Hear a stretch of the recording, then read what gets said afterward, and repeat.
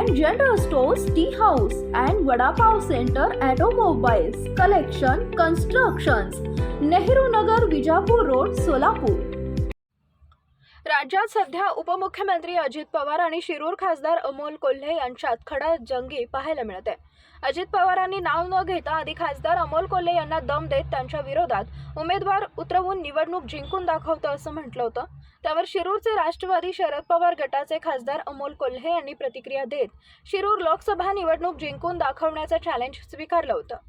त्याचबरोबर अजित पवारांनी केलेल्या टीकेवर अजितदादा हे मोठे नेते, मी लहान कार्यकर्ता, त्यांच्यावर बोलणं अयोग्य आहे असं म्हटलं होतं। आता यावर पुन्हा अजित पवारांनी टीकास्त्र सोडलं असून मी एकदा चॅलेंज हाती घेतल्यावर ते पूर्ण करतो आणि जिंकूनच दाखवतो। येणाऱ्या निवडणुकीत तुम्हाला हे कळेल। पिंपरी चिंचवड दौऱ्यावर असताना अजित पवार माध्यमांशी बोलत असताना त्यांनी पुन्हा एकदा अमोल कोल्हे यांच्यावर टीका केली आहे। अजित पवार पुढे म्हणाले की त्या व्यक्तीला चांगल्या भावनेतून मी पक्षात घेतलं, त्यांना खासगीत विचारा की तुम्हाला कोणी पक्षात घेतलं, तिकीट न देत असताना कुणी शब्द दिला, सर्व गोष्टी इमानदारीने केलेल्या आहेत। निवडून आल्यानंतर काही दिवसांनी त्यांच्या मनात काय आलं, राजीनामा द्यायचा, ते सातत्याने सांगत होते। कुणी राजीनामा देण्यापासून थांबवलं त्यांना विचारा। अमोल कोल्हे यांना खासगीत विचारा, त्यांना पक्षात कुणी घेतलं, तिकीट कुणी दिलं, मात्र तिकडून निवडून आल्यानंतर त्यांनी मला राजीनामा द्या असं वारंवार सांगून शिरूर लोकसभा मतदारसंघातील 6 मतदारसंघात ज्या पद्धतीने जनसंपर्क ठेवायला हवा होता तसा जनसंपर्क त्यांनी ठेवला नाही असं म्हणत अजित पवारांनी पुन्हा एकदा खासदार अमोल कोल्हे यांना आवाहन केलंय। ते उद्धव ठाकरेंची भेट घेत आहेत, कुठेतरी एक मिनिट, राजकारणामध्ये कोण कुणाच्या भेटी घेत असतात ते आज नाही, त्याच्या बाबतीमध्ये शिवसेना, राष्ट्रवादी काँग्रेस किंवा भाजप त्या पक्षाच्या बद्दल इकडची उमेदवारी कुणाला मिळणार त्याची चाचपणी ज्यावेळेस एखाद्याने केली असेल, त्यावेळेस एखाद्याला वाटत असेल की बाबा काहींना खासदार व्हायचंय, इकडं आपल्याला तिकीट नाही मिळणार, मग तिकडं मिळेल का या हेतूने पण काही जण गेले असतील।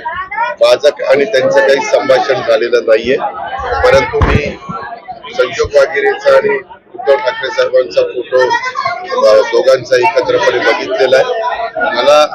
मी नंतर ते इथं आल्यानंतर त्यांना त्या बाबतीमध्ये विचारेन, परंतु प्रत्येकाला व्यक्ती स्वातंत्र्य, मत स्वातंत्र्य, आणि जर अशा पद्धतीनं कोणाला घेऊन काही करणार असतील तर याचा अर्थ समोरच्या विकास आघाडीला उमेदवार पण नाही, म्हणून आता इकडचे वेगवेगळ्या भागातले उमेदवार घेण्याचा प्रयत्न चाललाय का काय मला माहित नाही। दादा, शिरूर लोकसभेबद्दल आज सकाळी आपण एक वक्तव्य केलं, त्या प्रकरणाची माहिती घेतली का? या प्रकरणाच्या बद्दल मी आयुक्तांना बोलून माहिती घेतली, मी त्याच्याबद्दलचे पेपर्स मागवले, मी नंतर नगरविकास सचिवाशी बोललो, मी रिटायर झालेले काही अधिकारी माझ्या ओळखीचे असल्यामुळे त्यांनाही ती सगळी कागदपत्र दाखवली।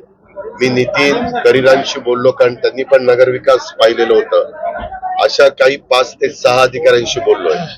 काही जणांनी असा सुखवाच केलेला आहे की जरी आयुक्त सांगत असले की माझी बाजू बरोबर आहे तरी देखील तिथं शंका घ्यायला जागा आहे असं काहींनी सांगितलं, परंतु मी नागपूरच्या अधिवेशनामध्ये अडकलेलो होतो। आता नागपूरचं अधिवेशन संपलंय, मी आता मुंबईला गेल्यानंतर त्याच्या संदर्भातल्या पुढच्या गोष्टी करीन, परंतु मला सचिव लोकांनी सांगितलं की दादा या संदर्भामध्ये राज्य सरकारला हे झालेला निर्णय थांबवायचा देखील अधिकार आहे। त्यामुळे एकदा तिथं बसून नक्की काय झालंय काय नाही, कारण खूप मोठ्या प्रमाणावर TDR देण्याचं काम त्याच्यामध्ये झालेलं आहे असं वेगवेगळ्यांचं म्हणणं आहे, तर त्याची शहानिशा, त्याच्यात जर गडबड असेल तर ते थांबवलं जाईल, जर त्याच्यात गडबड नसेल तर थांबवण्याचं काय कारण। दादांनी शिरूरमध्ये कौतुक केलं होतं आणि त्याच वेळेला माझं कान धरलं असतं तर बदल असतं। ठीक आहे ना, त्यांनीच म्हटलं, त्यांना जे वाटलं ते त्यांनी म्हटलं, मला जे वाटलं ते मी म्हटलंय, आता तेच कितीदा उगाळून काढणार आहे, मला नाही आवडत तसं। तुमचं चॅलेंज ऍक्सेप्ट केले त्यांनी, असू दे ना, आपण बघा ना, आता ज्यावेळेस अजित पवार एखादं चॅलेंज देतो त्यावेळेस जिंकूनच दाखवतो, आणि ही गोष्ट लक्षात ठेवा, निकाल लागल्यावर तुम्हाला कळेल। दादा, विधानसभामध्ये विरोधी पक्षनेते विजय वडेट्टीवारांनी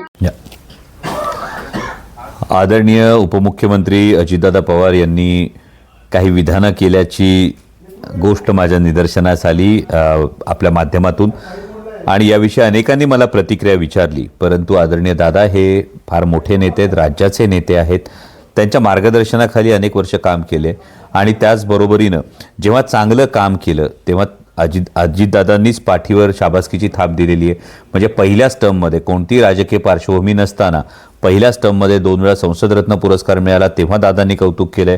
जेव्हा देशभरातल्या पहिल्या टर्मच्या खासदारांमध्ये 3रा क्रमांक मिळवला तेव्हा सुद्धा त्यांनी कौतुक केलंय. संसदेतली भाषणं असोत, नॅशनल हायवेच्या माध्यमातून जो निधी मंजूर करून आणला तो निधी मंजूर करणं असो, पुणे नाशिक सेमी हायस्पीड रेल्वेच्या कामाच्या संदर्भातला पाठपुरावा असो, इंद्रायणी मेडिसिटीसारखा प्रकल्प असो, छत्रपती संभाजी महाराजांच्या समाधीस्थळाच्या जीर्णोद्धारासारखा प्रकल्प असो, अशा अनेक प्रकल्पाच्या वेळी आदरणीय दादांनी प्रत्येक वेळी कौतुक केले, पाठराखण केली. आणि आज जर त्यांनीच विरोधात काही विधान केलं असेल तर लगेच त्यावर प्रतिक्रिया देण्याइतका मी मोठा नाही. त्यामुळे मला असं वाटतं, आणि ज्या काही गोष्टी असतील, समजा 5 वर्षामध्ये मतदारसंघातल्या एकूण प्रेझेन्सविषयी जर त्यांनी भाष्य केलं असेल तर एवढंच आहे की त्यांनाच कान धरण्याचा अधिकार होता आणि त्यावेळीच जर त्यांनी कान धरला असता तर नक्की सुधारणा केली असती. आता मी असं मानतो की त्यांनी हा कान धरलेला आहे आणि नक्कीच या पुढच्या काळामध्ये ही सुधारणा नक्की करेल.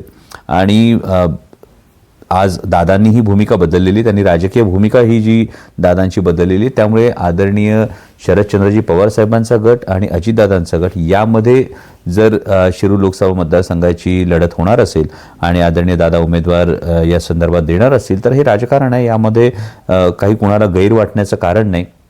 मुळात मी स्वतः असं मानतो की निवडणूक हे केवळ एक माध्यम आहे आणि सत्ता हे केवळ एक साधन आहे.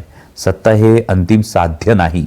त्यामुळे सत्ता हे साधन आहे लोकांचे प्रश्न सोडवण्यासाठी, आणि सर्वसामान्य जनता सुज्ञ आहे. जनता ठरवेल सत्तेच्या बाजूने राहायचं की तत्व मूल्य या गोष्टींच्या बाजूनं आपण पाठिंबा द्यायचा, हे सर्वसामान्य जनता ठरवेल.